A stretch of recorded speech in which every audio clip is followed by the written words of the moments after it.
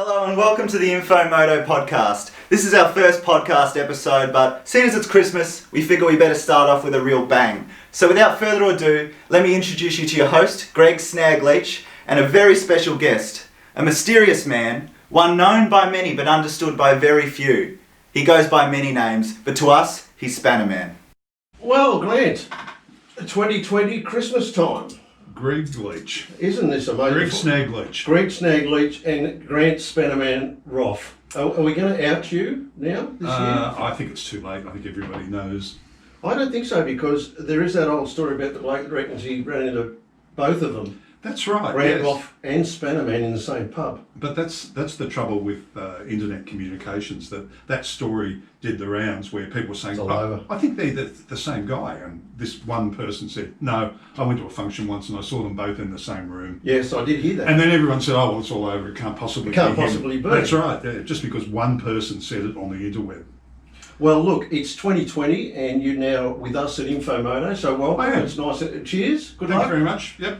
And we've got, of course, our dedicated news editor over there, Spencer, is joining us. Clink, clink, clink. So that's why you hear three clinks. It's been a great year, hasn't it? 2020. Well, 2020. Yep. I'm happy to see the arse end of it, Grant, to be honest with you.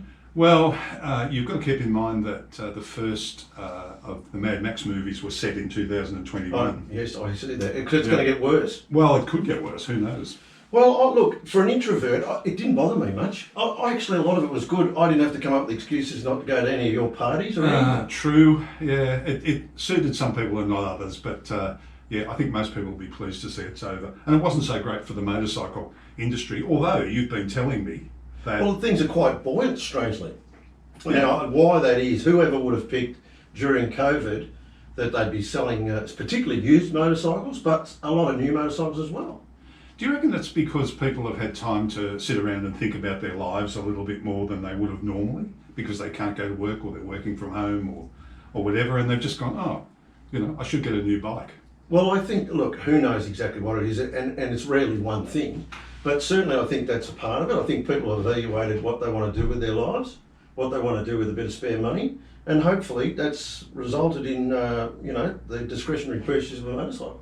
So it's certainly used. They can't get enough used. People tell me they can't get enough used inventory. Well, is that partly because they can't get new bikes either? Could be. And there's a lot of good bikes for under 10 grand, as you know. Actually, your shed. If you've got a bike in your shed that's worth 10 grand, ooh, 7.5, I think, is top. Is it? That takes it out. Does that include the North that never got finished? No, well, the North will get finished, but I am going to sell the XT500. Are you? Yeah, well, Can I buy it? No, you haven't got enough money. Jeez. But I'm going to use the cash from that to fix the 5 problems with all the other bikes in the shed. Will your wife watch this podcast? I hope not. Grant often says to me, look, darling. there's certain things I can't speak about when his beloved is with us, and it actually renders me mute. There's so many of them. There's a list. I just keep it hello and goodbye, I say, over 4 hours. No, this is all good. She's supportive of this particular plan. Good. But there's a 3-month waiting list for Royal Enfield Himalayan. Now, it's not the greatest bike anyone ever made, but if you want one, you've got to wait for 3 months. Well, I think the Himalayan, the people that got them love them. Oh, absolutely. So, there's no doubt about that. I was a bit critical at first, but I have to say that the people are using them. I don't hear people coming back and saying they're not happy with them. I don't know if I'd wait 3 months for one. Yeah, well, I bought one for my wife. Did you? Yes, and first wife or second? Yes. Can't remember. Oh dear. Here we go. It's gone bad already. Yes, that's right.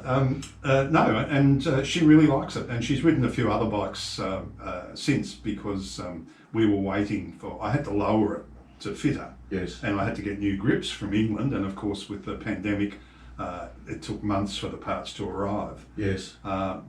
So in the interim period, she rode a few other bikes, but she was very keen to get back on the Himalayan, and it's her favourite bike. Yeah, she loves it. So and she rides a lot more than she did. Yes, that's right. Due to owning that motorbike. Correct, and the bike suits her, and it's a perfect bike for her, really. So I know why people like them. Yes, they're a good motorcycle. But if someone had said to me even 12 months ago that you'd have to wait 3 months to get a Himalayan, I would have laughed at it. Yeah. Well, who knows? Look, COVID, it's thrown up so many surprises to all of us. And that's another one. The motorcycle trade's going, well, not gangbusters, but very well. Well, they're selling bikes, I suppose, but retail. 26.4% increase year on year. Yeah. So that, That's significant. It's quarter, not nothing. a quarter more is amazing in a COVID year. But does that include the four-wheelers that the farmers are buying Yeah, because the they're about to become? OHVs. Yes. Yeah, it's hard to Although tell. that's true, that yes it does, but that's done and dusted now. We're still buoyant with those numbers taken into account. So I'm feeling good about the whole thing. Were you tempted to buy a new bike? I did buy a new bike in 2019, Grant. It's funny you should mention that. Well, Brand spanking new one. 2020. It's a year I old know. now. You must be getting bored, Oh, surely. look, it's behind the tech. Yeah. In fact, Oh, it is, isn't it? There's a new model. well, there is a new model. Although we tested the new model. In fact, we were the first people in Australia, INFO MOTO, to get that bike. I know. And we're showing off a little bit about that, but it's true. And I have to say, I rode the 19 bike. I owned the 19 bike, and I rode the 20 bike, and honestly, not much difference. Well, you wouldn't. Not much difference. You wouldn't expect there to be a lot of difference. And isn't it funny how you get used to your own bike? So Yes. you can actually ride it better simply because you know it better. There's no doubt about that. It made Yeah. me think because this is the first new motorcycle I've ever bought. Yes. So the whole experience was quite interesting. I actually enjoyed it, being fussed over by a dealer for once.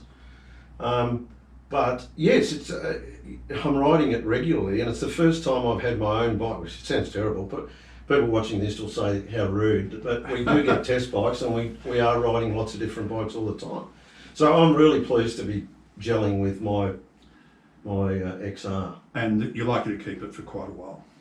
Oh, it's the rest of my life bike, which could be quite a while, I don't know. Yeah, it could be, might even last till the end of this podcast. I'm not buying green tomatoes these days. No, you know. I wouldn't if I was Things in your slow position down, don't too. they, a bit? Yes, that's Well, right. you ought to know, because without being rude, octogenarian now. Are you 80 yet? Isn't it amazing when Greg says, without being rude, you know that's a precursor to Love you being like a rude. brother, you know you're in trouble. Yes, that's right. No offence, but So what was your highlight of your motorcycling year this year, in this weird year? You were in a rural area which wasn't so much under lockdown. well, that's true. But I started the year off in Vietnam. We were supposed to be in Vietnam for 9 months, That's right. and I was going to fill that 9 months with riding 125s and 150s over the hills and dales on the Chinese border, which is a fabulous way to spend your time. And as you both know, Yes. it was in fact the scene of the 2 crashes in. Details are sketchy. Details. Well, I don't think we need to go. Let me just Don't remind. use all your good stuff early, Grant. Let me just keep something remind- up your wizard sleeve. Let me just remind everybody what happened. It wasn't you, was it, Spencer? It wasn't me. It was Gus. Young Gus was on the back of Greg's bike. He tried to go around a corner, failed dismally, tipped sideways into a hedge, and Not quite how I tell the story, but we lifted the bike Was it up. a hedge or a Tannenbaum? well, What's a Tannenbaum?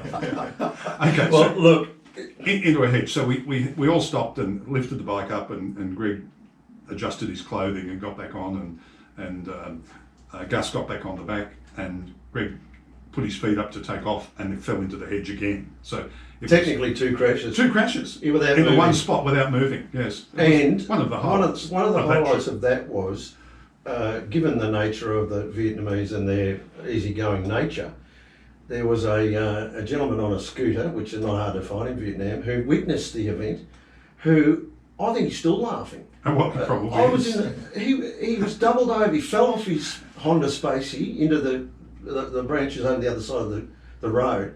And I said, look, fair go, China. This is not, we shouldn't be doing this. But look, it was funny. It was, I blame wet road, diesel. There was a bit of diesel there, and Honda, a bad bike. He may have been with drink as well. I'm not saying anything, but he may have been with drink. non-drinker, that. Yes. But anyway, look, that was a highlight. And so you were supposed to be in Vietnam. You have been in Vietnam living for a while. Yes, yeah, but this was another adventure there. But we were last out of the country. We got a flight at 11:45 at night, and they closed the airport, and they closed Jetstar at 12 o'clock. so we only just made it out. And yes, 14 days voluntary, what's it called? Quarantine. Isolation. Isolation. Where'd you go? Well, we stayed in Castlemaine. We stayed at home, but it was before they introduced the hotel scheme, so it's quite lucky we missed that. But after that, what you're saying about being an introvert and it hasn't been so terrible, out in the bush in Victoria, where we are, it wasn't so terrible either. I mean, fairly quickly we could go anywhere we liked in regional Victoria.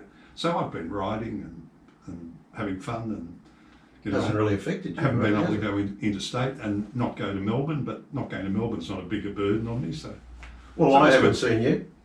No, that's true. I mean, it has been One of the upsides. a little bit difficult socially. Yeah. But No excuses now. well, here we are. Here we are.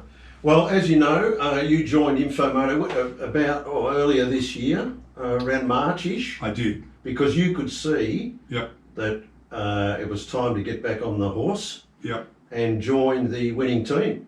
Well, And I accepted your offer. I can recognise a winner when I see You one. do, you do. I wanted to climb on the horse. You, that's look, true. there's amazing. They're coming out of the woodwork. But we're very pleased to have you, Grant, and your wealth of knowledge without overdoing it. You have been in the game a long time, and I don't think it was time for you to hang up the Centuries. pen, was it? No, I don't think so. No. So There's a bit left. I've been enjoying the work I've been doing for INFO Moto, but you must be pretty pleased with the way it's progressing. Very pleased. Yeah, it's look, it takes a while, and any startup during COVID is challenging. Yeah. But we've developed a good audience. We decided to use COVID as an opportunity to develop, rather than sit on our hands and whinge about COVID. We thought, well, this gives us the opportunity to develop the site. Spencer's taking a lot ahead in leaps and bounds in regard to news and daily update and being on the pulse of things. Yep. And our bespoke video and product stuff is going well. So, look, it's a long, slow road. It doesn't happen overnight, but our numbers are really good, and we're really proud to be involved. Is anybody else doing the daily news stuff? I mean, to an extent, yeah, but I think we go a bit extra. Yeah, Sure. well, I'm sure it's got to do with algorithms, but I'm always pleased when I turn my mobile on and one of the first things is an INFO Moto release. Stay still. They're always worth reading. Yes. Well, I always thank you learn very something much. from them. I always learn something from them. Well, the thing that I think we've got with Spencer is that he's quite happy, quite a night owl, and quite happy to be at 3 or 4 in the morning, where on the other side of the world, that's where things happen. Yep. And much and all as we like to think down here in the Antipodes that we're the bee's knees, I mean, in the motorcycle market, we're a fairly small player. And the big stuff happens in Europe and North America and Japan and places like that. Fortunately, Spencer is sitting around scratching his proverbials and gets this news first. So we are first with the news, and we rewrite stuff. We analyse it, and I think that's a difference as well. So the punters seem to enjoy the fact that we actually analyse our news. Yeah, you don't just repeat the media releases with all Yeah. the superlatives. There's enough of that out there. Yeah, there is too. There is. It's also been challenging, Grant, because the upside of working for a motorcycle outfit, as you well know, is that you get to go on a road trip, you get to ride bikes and stuff like that. Yep. Sometimes, in the old days, you used to get flown overseas business class. And, well, Mr. COVID put a Yeah. knocker on all that. You wouldn't want to go overseas, though, would you, Wouldn't for a want bike to go. release? Well, I think it's going to change the nature of the way bikes are released. A lot of what Spencer's been doing in regard to release, subsequent of Arcma this year, was virtual and Zoom launch. Yes, yeah. Which works. It Well, actually works. Some of the releases in the old days were a bit silly, weren't they? Well, there is. Do you want to tell the story about the time you went on the Camry launch up in the Northern Territory? Was it a Camry? Well, no, it was a Mitsubishi Magna. That's right. Now that's Yeah, and it was in Western Australia. No, that was a week's launch, staying at a Cable Beach resort, and we drove the car for half an hour, and we drove it out to a waterhole to do a little bit of fishing. And when we were there, a truck arrived and picked up all the cars and took them away, and we never saw them again. And we went home on a bus, but we had a week's entertainment at Mitsubishi's expense for half an hour drive. Didn't you have? It wasn't even a new car. Was your partner with you that time? No, it wasn't a partner. Oh, sorry. Yeah, go on. Which was probably. Is that the one where you threw the bloke in the swimming pool? Details. Mists of time. How was the Magna though, Spanner? Oh, who knows?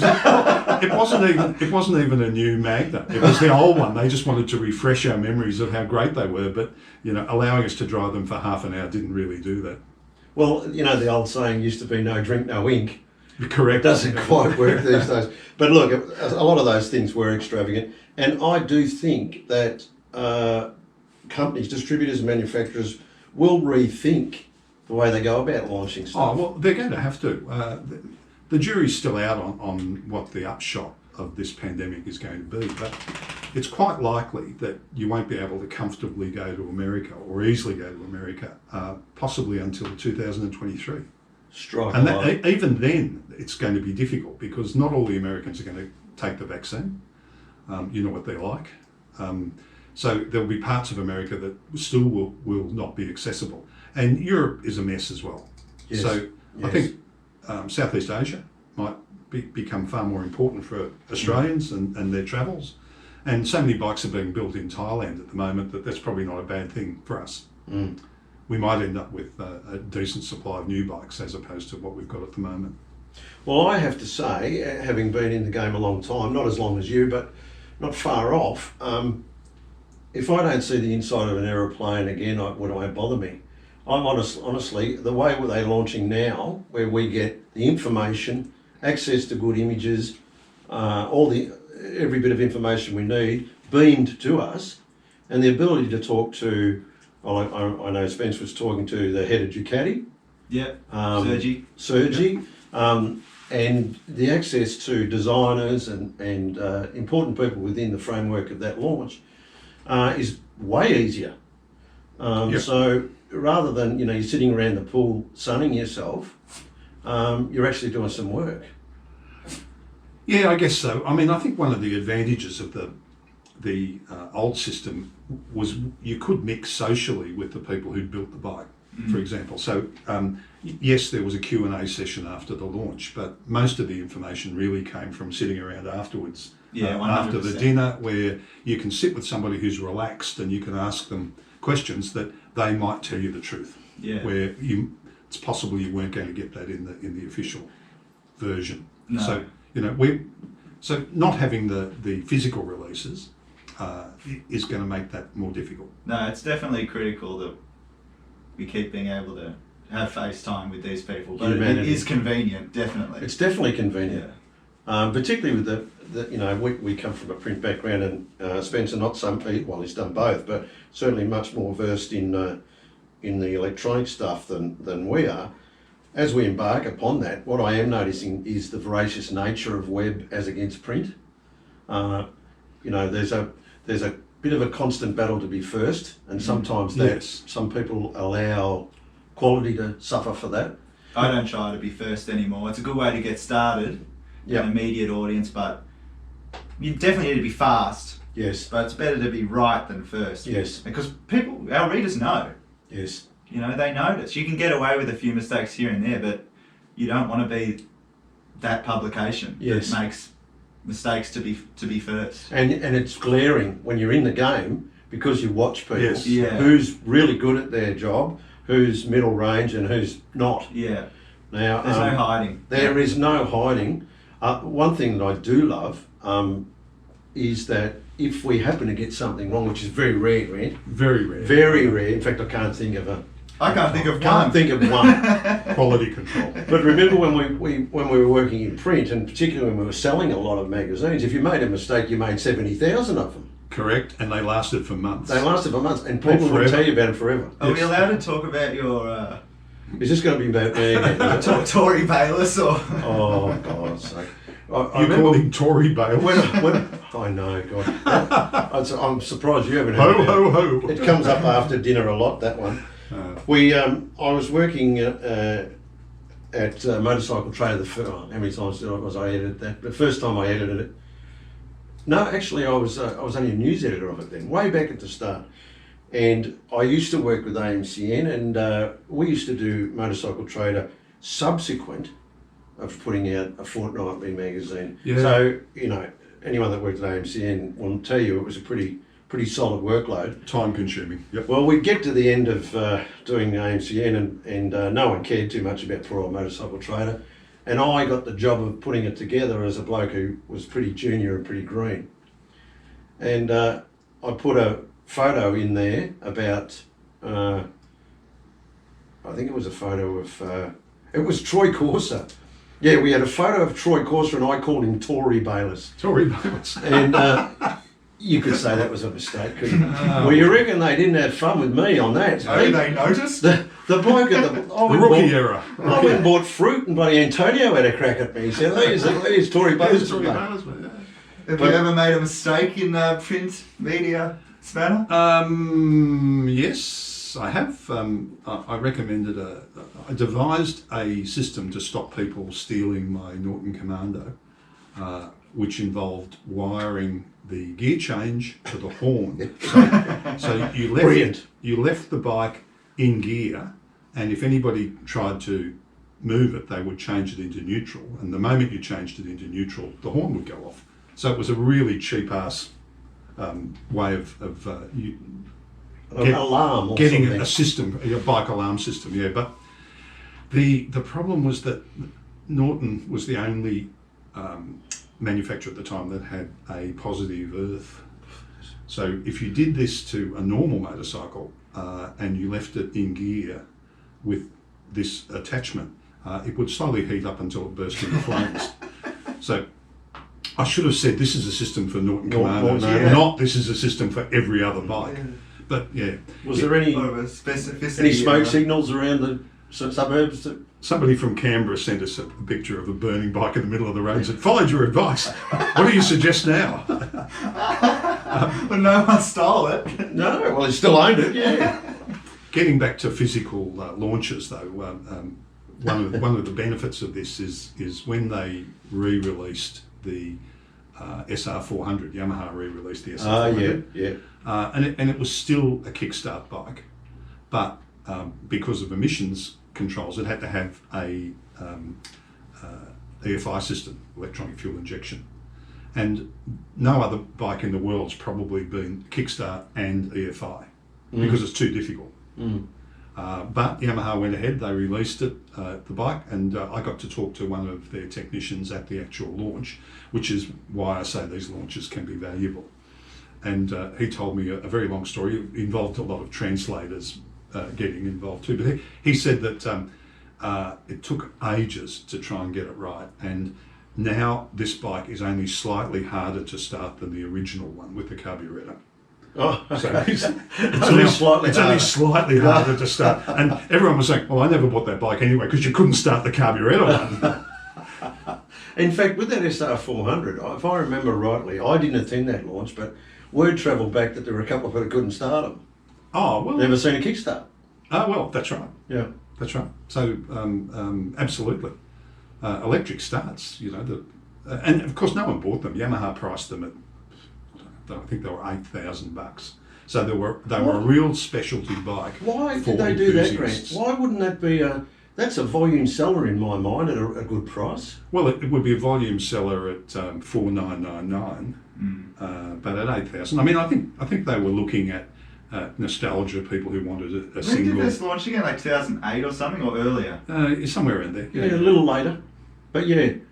Really nice little thing. I think they're still worth $8,000.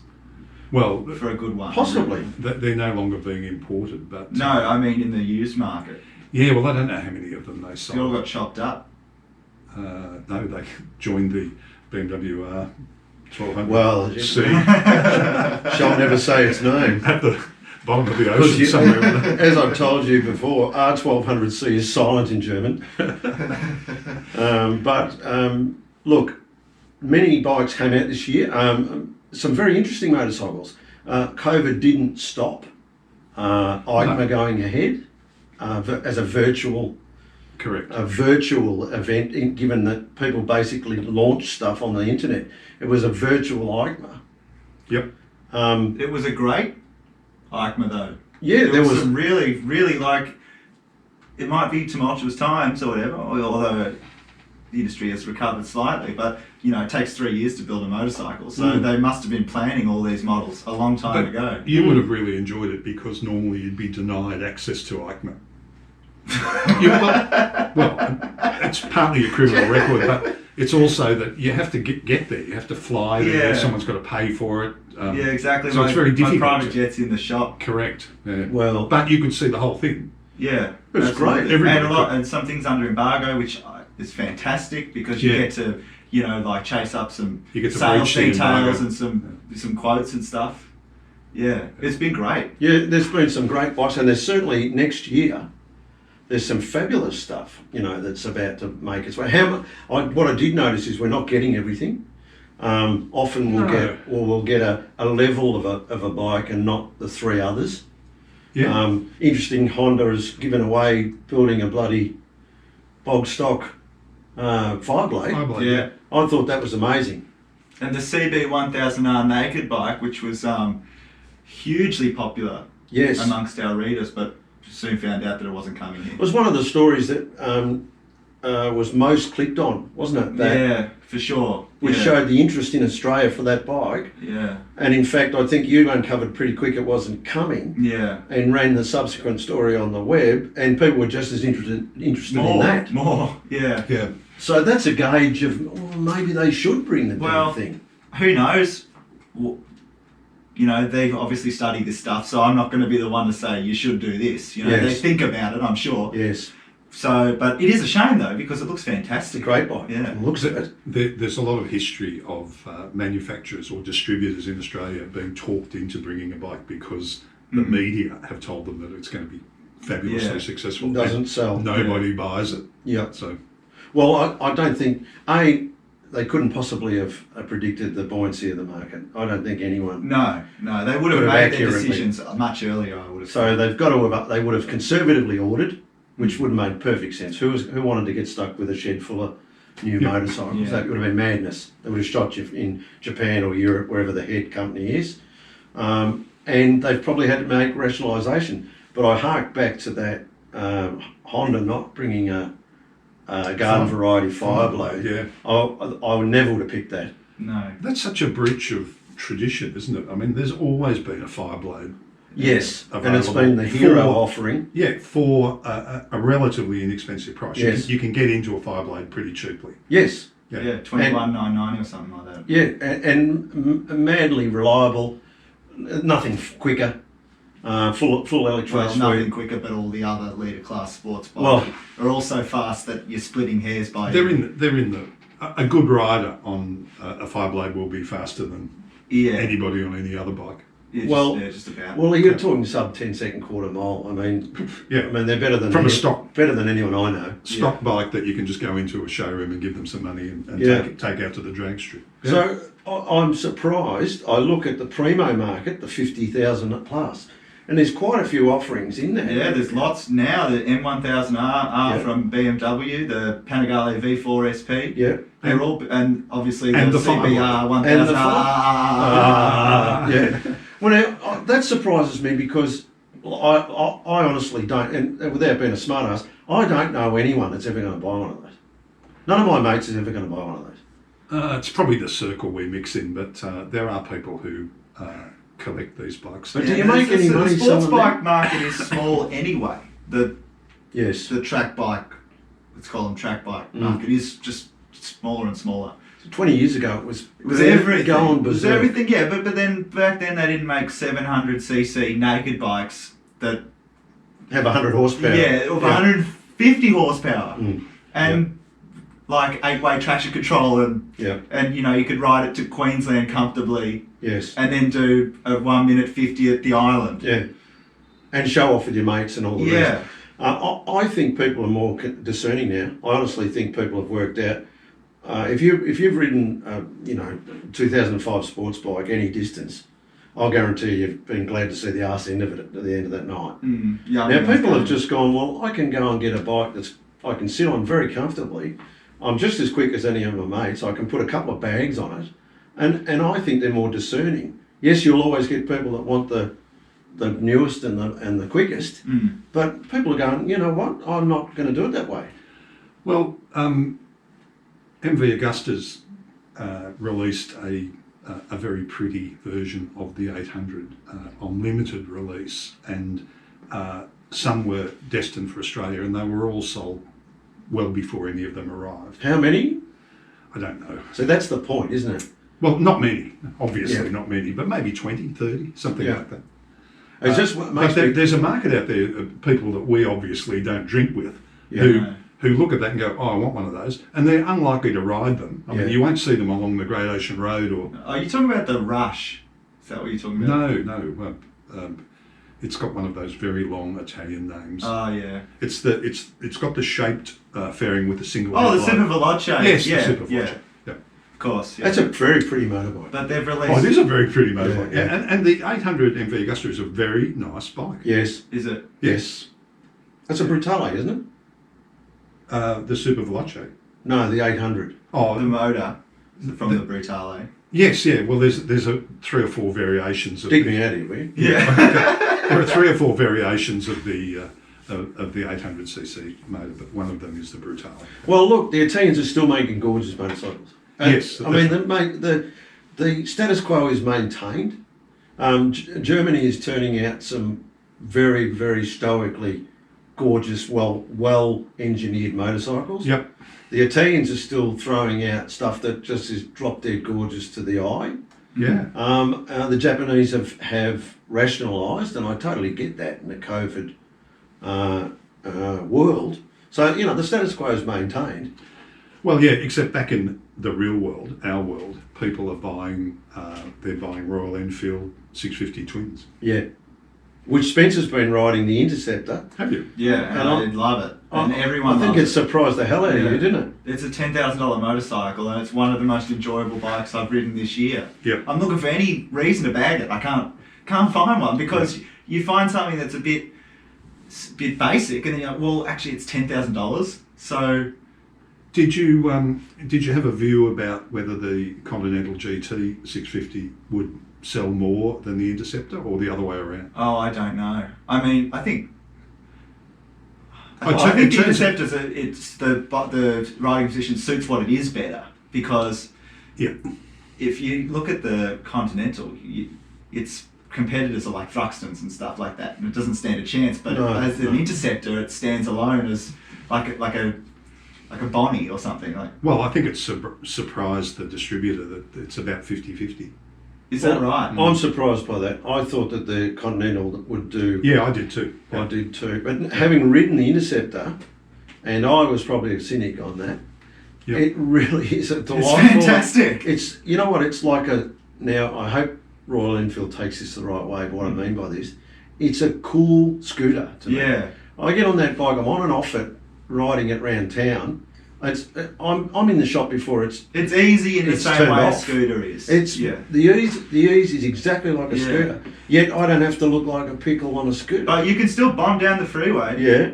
2 up as well, it's fine. Yeah, they're fast enough. Yep. So, yeah, that was a surprise packet this year, wasn't it? It was, yeah.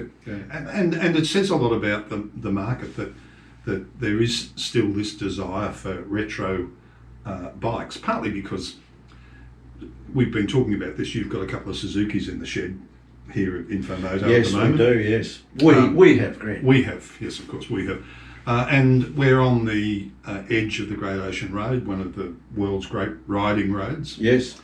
But you can't ride either the 750 or the 1000 to its limits or capacities. You couldn't find a limited first gear. Well, yeah, we used to say that you could end up going to jail and having your bike crushed without ever changing out of it. You could.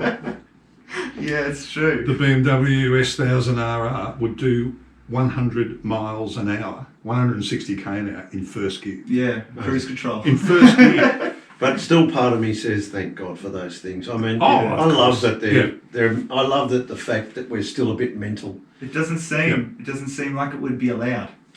Look, I reckon if they ever work it out, we're in trouble. Yeah, if they sell enough of them. If you brought a car out capable of what any of those bikes is capable, they'd throw away the key. Can you imagine a MT-09 version of a car. Oh, just It'll do a backflip. madness. Yeah. Yeah. But look, I love that they're still available. And look, that brings me, you guys talking about that. We did a test on the Great Ocean Road this year of the new R1, Yeah. YZF-R1, and we did a Yep. big video. And I have to say, when I was riding it to the Great Ocean Road, I thought, when I get here, I'm going to push it over the cliff because it's so uncomfortable. It's so canted forward, it's so committed. Yes. Then I had a day on the Great Ocean Road and I came back effusive at what a wonderful piece of equipment it Yeah. is. Yeah. So, well, with that many corners, it takes your mind away from whether you're comfortable or yeah, not. and it does it so well. Oh yes. Yeah. So I totally got the bike again and I thought, well, you can't bang How it. can you possibly judge it for what How it's can- like? Yeah. I mean, you've got to get them in their environment. Yeah. But I guess that's one of the reasons why the 650s, the Royal Enfield 650s, are being considered so carefully by so many people now. That the right environment for the R1 is something that you'll find yourself in maybe once a year. Yes. Yeah. Or maybe- Even then you're lying. Well, possibly, yeah, unless you do a track day. Yeah. Unless you're Tory Bayless. But that one day, it's like playing golf. You'll hit the ball Yeah. 119 times, Maybe. you'll have that one sweet shot Yep. that makes you come back. And that's why that's a bike for the dedicated sportster. And God bless those people too. I'm glad we've got them. I like the nuts, Yeah. full on about it. Well, I rode down to INFO MOTO's palatial headquarters Magnificent down to Torquay. in Torquay, yes. The West Wing. I rode down. Sorry on, about that, Facebook. I rode down on my VTR 1000, which is a 1997 model, and it'll do 250k an hour. So, and I was frustrated on the way down because I felt a little bit uncomfortable on it because it's got a sports riding position, and I wasn't able to really stretch its legs at all. The bikes aren't great at the posted speed limits. No. Simple as that. I'm going back a different way, which is going to have a lot more corners, so I can go just as fast and have a lot more fun because I'll be leaning Yes. more. So they're great bikes, and I agree with you. They should still be around, Yes. for sure. But you just wonder about the future of them. How many people are going to be committing themselves to a bike that's got that much engineering and that much performance, which they're never going to be able Never to get use. near. Yeah. Yeah. That brings us to the growth of adventure. I mean, adventure's the new segment that's gone berserk, and I get it. I certainly think that a lot of people are buying full-on adventure bikes with knobbies on them that maybe don't need. No, well, Yep. the best-selling motorcycle, at least of the first half of 2020, was a Yamaha Tenere, which Well, there you go. Yeah, which is almost a Tenere dirt, 700. almost a dirt It bike. is The a 700. It is. Yeah. It's a very capable bike. That. It's a wonderful motorcycle. Yeah, yeah. Yeah. Yeah, it's a great bike, and it's not overdone. It's not too big. No, it's not stupidly priced. Yep. It's not 17,990 right away. not overtech. But it's not overtech, and I think Yamaha's probably making a little bit of money out of that bike because it's. They have because to be. They Yeah. haven't put all the bells and whistles and the fruit Yes. and all the Christmas gear on it.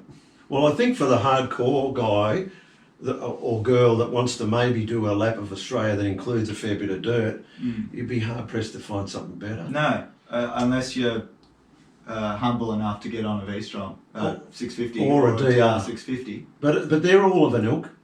Yeah, for sure. And you could commute very easily on a Tenere. Isn't it amazing Yes. how loyal people who buy these Yamahas are? Yes. I mean, there are The Tragics. The Tragics is one example, but there's a whole bunch of groups that are stuck on Yamaha dirt bikes. Yes. And won't own anything else. Yes. With fairly good reason because they've got rock solid reliability as a factor. You could argue that they're not more reliable, say, than a DR650. Oh, No, certainly not. that's- yeah. I think Suzuki can lay claim to the same sort of I don't think anything is DRZ. more reliable. DRZ400. I reckon is like probably the world's greatest motorcycle. Yeah. But look, can we just touch on that? With the growth of adventure, you don't have to commit to a a 1200cc bike, a 1250 or a 1000cc bike anymore, you can. There's a lot of good middleweight adventure bikes, which is bringing people in that might be, some people are very intimidated by being on dirt, and quite rightly, it hurts when you fall off. There's a lot. There's a KTM's got an 890 adventure range. The BMW's got a new F750, F850. They've invested hugely in that. Yeah, Triumph again. Triumph. They've got a whole range of 800. Oh yeah, Tiger 900. Yeah. And only I reviewed one of those 2 months ago. Well, details are sketchy. Yeah. Details are sketchy. Yeah. But look, I think it's great because it means that I'll tell you now. I'm 60 years of age. I get on an R1250 GS Adventure, but I totally get them, and they're gorgeous. They're too big for me.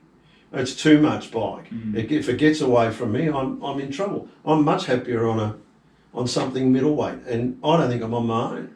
No, I agree with you. I mean, it's incredible what you can do with one of those things. Like, well, you look at those Miles Davis BMW promotional videos and you just think, how can they do that? Yeah, but then you try and it's not as easy. There should be one of those little disclaimers: do not try this at home. Unless you're Miles Davis. Well, I went and did the advanced course in Hecklingen in Bavaria years ago. Gee, that was a waste of time, wasn't it?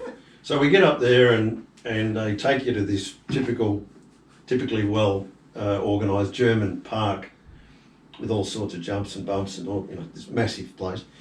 And they had 3 hills like that, and there was a track.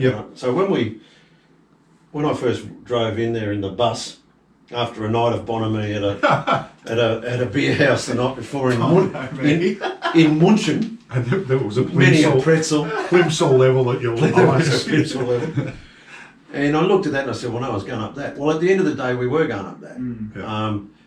And I said, mind you, I did crash my brains out during the day. I found it quite challenging. But that's how you learn, isn't it? Well, that's what they say. Not on bikes that are that big and that expensive. Yeah, it's true. A terrible way to learn. True. Expensive way to learn. I lived up to my usual, my dirt ability. But we did climb those hills, and it was all about spring loading. I learned about that. And those things will go up anything with a good rider on them. It's just when they get away, it's a bit of a big tank to pull up. Yeah, you can't hide 300 kilograms. It's just, you just can't. Yeah. But there are plenty of people who are buying those bikes who are just using them as glorified tourers. Yeah. They're not using them necessarily as adventure bikes. It feels like most. I mean, I don't know that, but it certainly feels like I think almost certainly it'd be the majority. But they are a very good road bike. And they are. Very, very good for the motorcycle industry. Yes. In what way? Well, they spend. Well, that's true. That's true. What's known as good for the industry. Yeah. But having said that, I rode that, Jimmy, our partner at INFO Moto, has got an R1200 GS Possibly the most exotic Oh, R1200. There's nothing you can hang off it. That isn't on that bike. Oh my God. Well, I rode it on the road the other day. It's a bloody armchair. It's a gorgeously comfortable big bike. And fast. Fast, like you wouldn't believe. Yeah.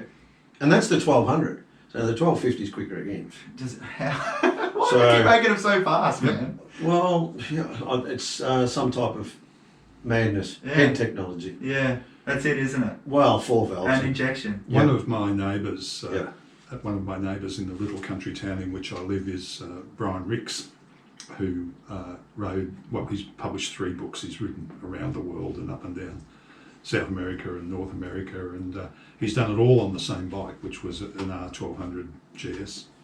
And I don't know what kind of rider he is on anything else, but he's hellishly quick on that bike on the road. Yeah, I hear no one can get near him.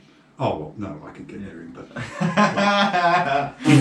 let's put it this way, he knows my rear number plate. Yeah. He's studied it often enough. Jeez, that's when he was a copper. But he's a really good example of how when you get to know a bike so well, you can be much faster on it than you think the bike would ever be. And they're particularly forgiving, aren't they, with on a windy road that might have a pothole in it or something, which is every road in Australia. Exactly, outside of the freeways. Yeah, no, they're great for that sort of thing. So yeah, I can see that. But I think the growth of the mid-range adventure bikes is inevitable, just because the large bikes are expensive. They're expensive to crash on, and let's face it, if you take it seriously and you do ride off-road, you better be crashing. You are going to fall off. Yeah. Yes. Yep. So I think the optimum size for adventure bikes is probably around 800cc, which is why the Yamaha's just snuck into that particular slot and why it's so popular. Mm. So where do we see things going, folks? Is it you're a brave person to look into the crystal ball for 2021 in motorcycling in Australia, but what's your prediction, Grant? We've had conversations recently with most of the distributors in Australia, and probably the most informed response was from Yamaha. We asked them what bike would be their best seller in 10 years' time. So in 2030, what was going to be their best selling bike? And they said a 400cc sized off-road electric bike. In how long, sorry? 10 years. Strike. Well, it won't take 10 years for them to appear, but Yamaha thinks that'll be their mainstay. That'll be the bike that they're selling the most of. It's really interesting, but the more you think about it, well, of course. Of course. Yeah. Do you think some of the acceptance around electric vehicles is growing? So slowly. But this happened with cars too. Mm. Well, it's still happening with cars. And they're coming around. They've made them so fast and accessible. Ish. I think fast is the thing. Well, they're fast. They're fast. The zeros and stuff, they're fast. I think range is more important than speed, and that's what's holding them back. Yeah. But we have a federal government, God bless them, that is still committed to mining coal, and they're not progressing electric vehicles the way many other governments are doing across the world. But I wonder if they'll get a shock when there's petrol bans in Europe. Nice work. Well, look, I think it's follow it and see what it is, because I think the fact that motorcycles are fast is number one, because even a great friend of ours that we lost this year, Neil Brumby, bless him, a great human being. I'm pretty sure it was him that was telling me that after riding the Zero. No, the Livewire. The Livewire. Yeah. Now, there's a bloke that loved his internal combustion engines and could ride the wheels off any bloody thing. And I remember him saying to me, well, when you ride it and you feel the power of the thing, it changes your attitude. And he must have been the most rusted on V-twin guy ever. Pretty much. Well, he liked his old pushrod V-twins. No two ways about that. Well, and they're the bikes he had until he died, so he didn't go out and buy. No, that's true. A Livewire. But who knows if he may have? All I'm saying is that there's a guy that was open-minded to it. That was very knowledgeable about those who you wouldn't bikes. think necessarily would have been, but he was. And I listened to what he said. I think Grant's right. I think range anxiety is the big problem. Yeah, the Livewire got eaten alive because of the range. Yes. It's what killed it, really, even more so than the $50,000 price tag. Yes. But people are looking for reasons to. And someone had to build a bike. Yeah, I respect them there. for trying something, and when everything is electric, they can be, and if they save themselves financially, they'll be like, oh, we built the first. And guess what? It'll be a major collector bike. Yeah. Well, the first Livewire. Buy one now, put it in the shed. You'll remember that Zero produced a really nice bike that was electric, and all the magazines rode it, and everybody said, yeah, it's a terrific bike. But Zero has withdrawn from not only Australia but Southeast Asia because nobody was buying the bikes. it. Yeah, and it's hard to be first, isn't it? I wouldn't be buying shares in the Livewire. No. Because there are going to be other electric bikes that are more developed and more efficient, and as the recharging stations get more frequent and it takes less time to recharge them, they'll be the bikes people are after that aren't $50,000. So our prediction is the growth of electricity. No, exponential growth in the next 5 years, Yes. I'm sure. Now, do you think, this Yeah, brings me to the thing that I'm a little bit scared of, and that is legislation that might make some of our old bikes and cars redundant. Well, you blokes will be dead probably before it happens. Because that's... He could be dead before the end of this session. You'll be dead if you say that again. Oh, really? Hang on, we got us cameras are freaking out. Let's take an intermission, huh? All right, great. Yeah. Thanks. Thanks for coming along, folks. Yeah, well done. We'll be back in a few minutes. We'll be back. Like, it was pretty funny. Like, trying to get it back. It's like, I just had deja vu. Haven't we just talked about this? And we're back, folks. Oh, sorry. Yeah. Sorry. Let's go. Well, Grant, 2020, a highlight for me. Let's run through a few highlights. The Moto GP season. The Moto GP season was probably the most interesting and varied and unusual Moto GP series in the last 15 years. Indeed, almost ever. The number of different manufacturers and number of different riders that won races. And we're comparing it with a prior season where it was Marquez and whoever came second. Yes. So it was an extraordinary season. And how nice is it that Suzuki finally, after coming back and struggling through, was able to take out the championship? Well, I think everybody was pleased that they were back, but no one would have said Suzuki's going to win the 2020 MotoGP season. No. Yet they must start favourites for next year. They'd have to. I mean, the bike's right, the riders are right. Well, they won it on consistency because, I mean, it looked at one stage like they were going to win it without ever actually having won it. But sans Marquez, you can win a championship on consistency. Dovi nearly did it for 10 years, you know?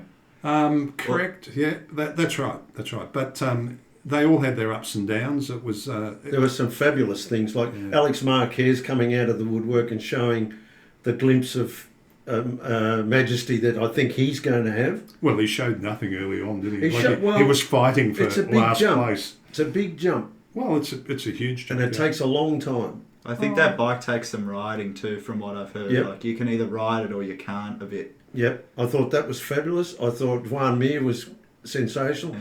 That massive crash that we all... Oh, God, We held our breath that we're going to lose anybody but probably our champion of champions. Yeah. Amazing that the split second of that, what it could have been.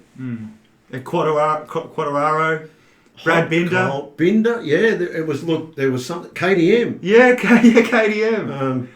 And you must have been a little bit proud of how professionally Miller handled himself, you know, like as an Australian. I just think he's a dead set good bloke. Well, he comes across that way. I mean, he was a gracious loser. Yes, everyone loves him. Sometimes he went that close. Yeah, didn't quite get there. Yeah, but never said, "Oh, I was robbed," or no. He's no Donald Trump. Jeez. Well, look, we won't go there because that's another hour podcast. Oh, is it? Okay, all right. Yep. I think we should remain apolitical. Has Donald Trump ever ridden a motorcycle, do you think? Put that tariff on Harley Davidson. Oh, he did. Yeah. He made friends with Harley Davidson the moment he got stuck it up Harley Davidson. But yeah, look, some people will say, and as Spence alluded to just before, without Marquez, it makes for an interesting season. Having said that, I would be, you'd have to say that they were remiss. Marquez was remiss to come back. It was a mistake, obviously. It was a mistake. I've always said we with Marquez, and look, you know, he's almost as good a rider as I am. Come on. We always applaud the save, but we never bag the lose. And I always thought one day that'd come back to bite him. Yeah, I mean, you can't ride that close to the edge forever without falling off. It's not possible. You can break a bone and it changes. Well, it was another example, though, of how much Honda relied on him, because once he was gone, Hondas were coming third last and fifth last, and it didn't matter who they put on them. He can ride that bike. Yes, he can ride it. It does make you think that if you put him on a different bike, he'd still be just as good. Well, he seems to have a cut. He's a cut above, isn't he? He's the champion of this millennium, really. Yep, And I'm sure INFO Moto wishes him well in his recovery Absolutely. because it's obviously a complicated medical issue. Yes. And we Wouldn't be want the first.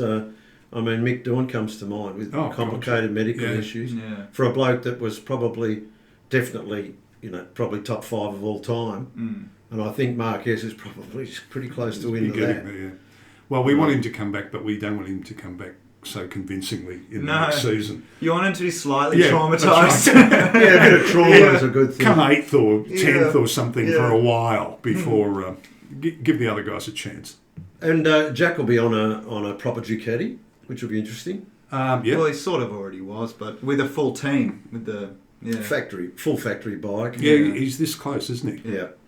So I think, and as I say, his temperament is marvellous. Yes, he's a credit to the sport. Yeah. And look, hats off to the organisers because to pull off that season logistically, it was incredible. You were saying how great was it to be able to watch a new GP every week? Every week I'd say, well, what GP have we got on now? And you were disappointed if there was a fortnight. Yeah, there's a fortnight between. So I think there's some sense in running them consecutively at the same track. Yeah. Well, logistically, it's got to be better. Let me tell you, the technical guys love it because they can set the bike up for the first race, and for the second race, they can tweak it. They can find little bits and pieces of improvement instead of having to start again at a new track and set the bike up for that particular track. But that was muddied as well because they weren't expecting the climate with the tyres and stuff. No, well, they would have taken that into consideration, but weren't the tyres were well and truly locked in before they changed the calendar? Well, that's true. So there were times when they were getting too hot and couldn't get heat into them. Well, you still had your 3 choices, but yeah. And it was a level playing field in that. Exactly. You got your settings last week were probably going to be right this week. Yeah. Or close. But a lot of people say that Suzuki's big edge was the fact that they could hold on to tyres. Yes, through the length of the race. Yes. Well, that was because they paced themselves during the race. Do you think it was? Oh, absolutely. Yeah. It was in almost every single race. Suzuki came good at the end. Yeah. But that ties back into that management of maybe you don't have to win races to win championships. Maybe tyre management and good seconds and good thirds, podiums, is the way to go. Maybe that's a very sensible approach. Yeah. Do you reckon it would be possible for INFO Moto to get a couple of the Replica race bikes for a comparison? We're very good friends with most of the distributors. It's funny you should say that. Really? It's very funny you should say that. I'm not sure why it's funny you should say that, but apparently it is. You mean something that's got the race livery? I mean, you mean the GSXR? Yeah. But with Imagine if you had both of them. With the X-Star Blue. I'll talk to people I know. Okay. Well, and I'll see if we can come up with something very soon.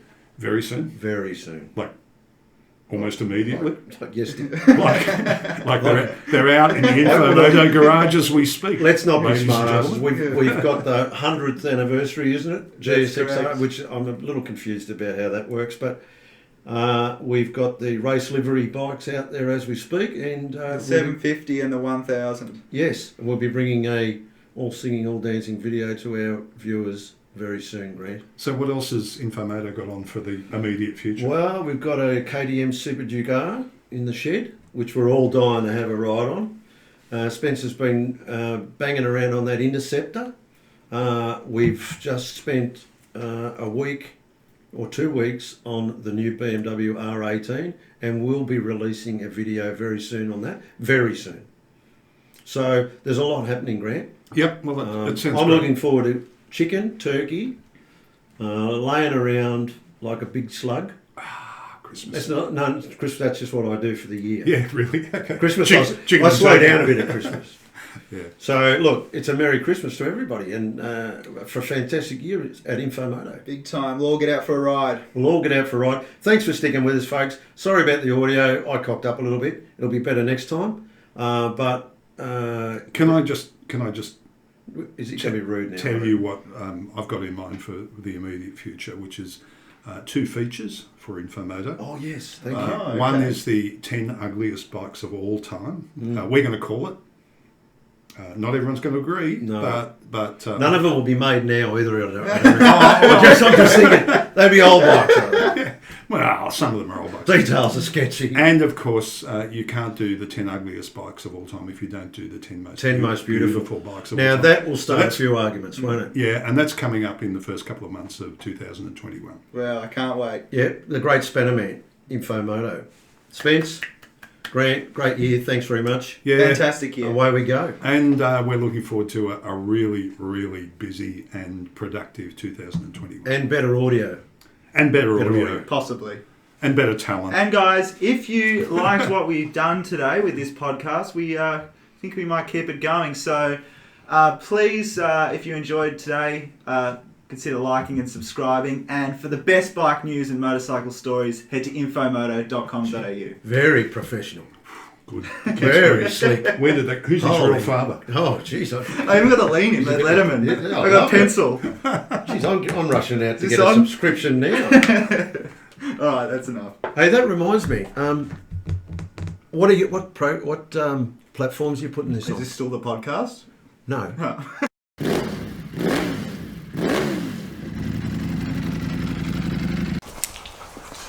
So you look at this. Are you saying, how does that work? Kind of saying, Fucking hell. What did you get for Oh, Christmas? we're young. What did you get for Christmas last year? You say I got a big bag of carrots. Then you go, Fucking hell. Well, you know, like...